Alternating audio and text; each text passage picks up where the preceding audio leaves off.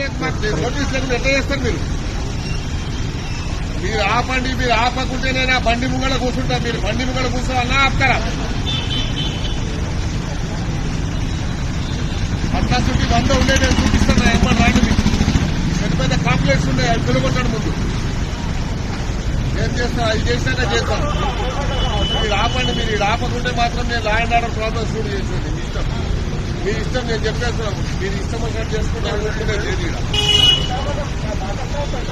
మీరు మీ పని ఏం లేదండి. మీ పని ఏముంది, మున్సిపల్ పని వాడు చేసుకుంటారు, మీకెందుకు? సార్ నేను చెప్తున్నా, మీరు ఆపండి అంటున్నారు. 2 రోజులు ఆపండి, సీఎం గారు వచ్చినాక నేను మాట్లాడతాను. అప్పటిదాకా ఆపండి. మీరు